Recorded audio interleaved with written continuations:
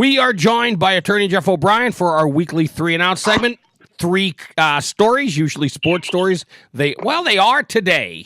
And let's start off with this one. When you sent me a little note about former Minnesota Gopher that wants to be Senate candidate, I'm thinking, oh, great, Royce White again. But it's not.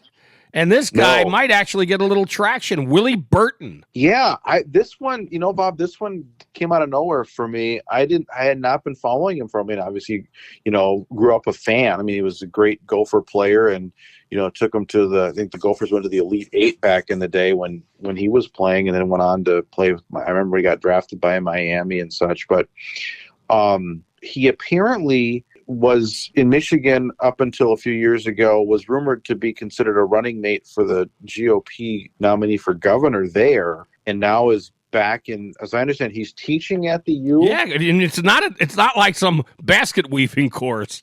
No. Kinesiology. No. That's impressive.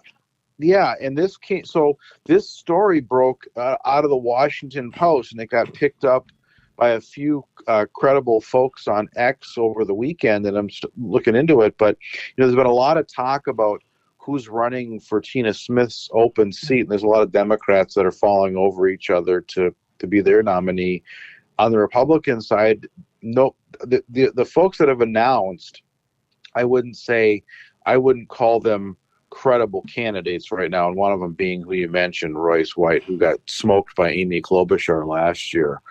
But this could be really interesting to see basically a political unknown here in Minnesota, and someone that a lot of people, they know the name. He's got name recognition. Know the name and admired. I mean, obviously we'll have to hear if he's going to do it, and if he is, how, what he stands for, and that kind of stuff. But it's certainly intriguing. Yeah, no, absolutely it is. So when you sent me that, I said, wow, that'd be interesting. So we'll see who else lines up and where it goes. I don't have a lot of faith, as I've said in the past, with the people running the Republican Party in the state. That's their biggest problem, I think. They really need to maybe clean that up before they start naming candidates. Yeah, the Republican Party in this state, Bob, has kind of a role of like the Washington Generals with the Democrats playing the Harlem Globetrotters. There is a game, but the Generals don't win that many times. And, it's almost like they feel like they're controlled opposition at some point with how many, unforced errors they commit. Yep. All right, now, this is pretty interesting news about what's going on in women's basketball. And by the way, I got to mention, I've said it in the past, this is the greatest week in sports. Other than, I think the Super Bowl's a great, entire week for one sport. But you've got the women crowned their champion yesterday, Connecticut, UConn with Paige Beckers, as I mentioned earlier, from Hopkins. You've got the men's championship tonight. You've got baseball. Well, most teams are still in it. Maybe not the Twins are in it in their division because that division sucks. But you've got the Masters too. It's a great week of sports.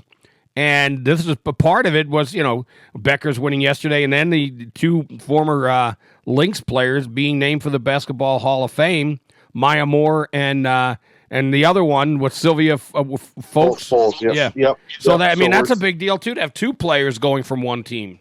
Well, and what's cool about the Basketball Hall of Fame too, Bob, is, the Basketball Hall of Fame is the Basketball Hall of Fame. If you've ever been there, it's men's, it's women's, it's college, it's pros, it's Olympics, it's everything, right?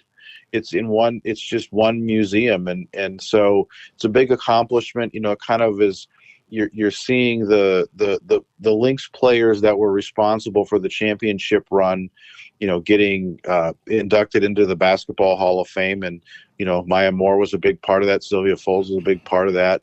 It's just good to is see Lindsay them in there? Is Lindsay Whalen in there yet? I think she already is. I hope she would be.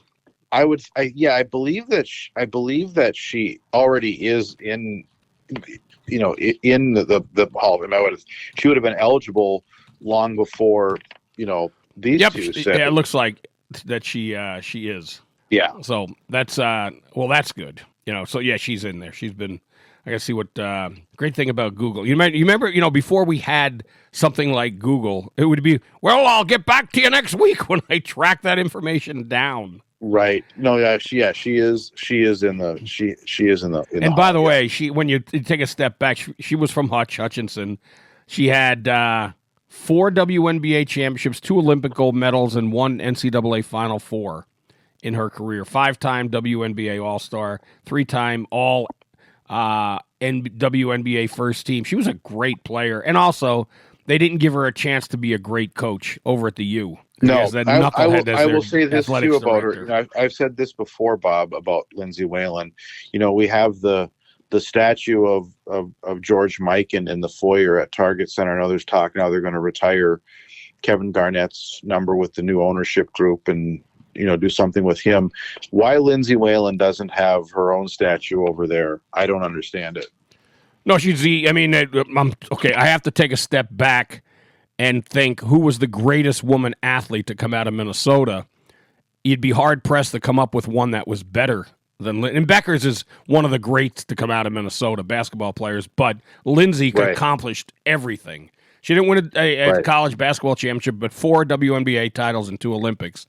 She was, as good as you can get. Yep.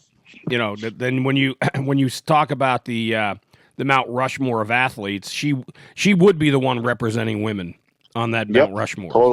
Totally. Yeah, she was absolutely terrific.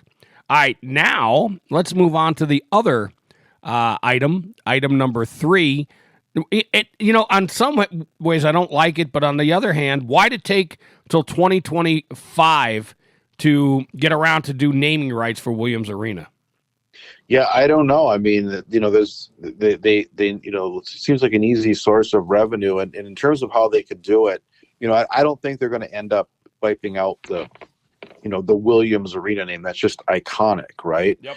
I think they'll do something the way they did at Mariucci. They weren't taking John Mariucci's name off the hockey arena. They did it. It's like 3M Center at Williams or Mariucci Arena. They got 3M ponied up money for naming rights, but it still has Mariucci in the name, right? Yes. So they'll do something like that. All these iconic, venues figure out a way how to do this in a way that allows them to preserve the historical. But wait a minute now. But that's teams that know what they're doing and people that know what they're doing. I'm not a big fan of Mark Coyle, who runs that university. I mean, he'll find a way to botch it. I would think that I can't believe that this would be just entirely a Mark Coyle decision. There's got to be more involved. But he's going to be heavily involved. Yeah. Right. Right. But we'll see what happens. I don't think they're going to take. Like I said, I don't think they're going to take the Williams Arena name off. Now, what's interesting about it is Williams Arena has been Williams Arena since 1950. There was a remodel done, and it's not named after a basketball coach. It's named after Henry L. Williams, who was the football coach at Minnesota from 1900 to 1921. So while the name Williams Arena, it's an iconic name, the guy they named it after, that's kind of an odd thing. At least Mariucci Arena was named after a hockey coach, right? Yep. But this was a football coach that it's named after.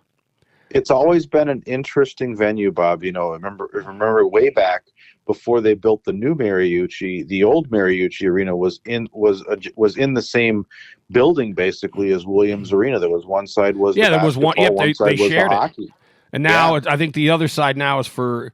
No, it's not even women. What are they? They call it the Maturi volleyball Pavilion. Yeah, it's the Maturi Pavilion. I think that's where they have the.